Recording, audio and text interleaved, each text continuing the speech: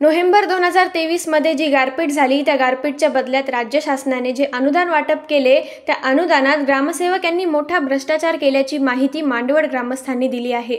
याची प्रशासकीय स्तरांवर दखल 7 दिवसानंतर घेण्यात आली। मुळात ज्याच्या नावावर शेती आहे त्यांना अनुदान तुटपुंजे आणि शासनाचे जावईत यांना चक्क 54,000 अनुदान। कोणत्याही प्रकारची मांडवड येथील 1 गुंठा जमीन नसताना तहसील कार्यालयातील महसूल सहाय्यक यांनी टाकले।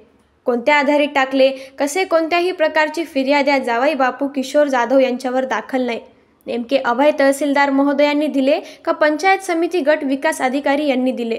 अनुदान यादी माहिती अधिकारात ग्रामसेवक सुभाष फत्तू चव्हाण यांनी खोटी दिली। प्रशासनाने काय केले? फक्त तालुका बदली या नांदगाव तालुका लुटा निघून जा। नांदगाव तालुक्यातील बाणगाव भूमंडळ अधिकारी यांच्या फिर्यादीत किशोर जाधव यांचे नावच नाही।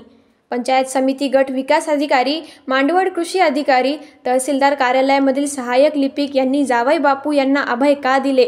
शेतचं कुपन खात असे तर काय म्हणाल? नांदगाव तालुक्यातील मांडवड येथे अतिवृष्टी झाल्याने 2023 साली अनुदान आलेलं होतं, पण ग्रामसेवक यांनी स्वतःच्या सगळे सोयऱ्यांच्या नात्यावर परस्पर अनुदान वर्ग करण्यात आलेले। जर कुंपणच जर शेत खात असेल तर न्याय कोणाकडे मिळेल?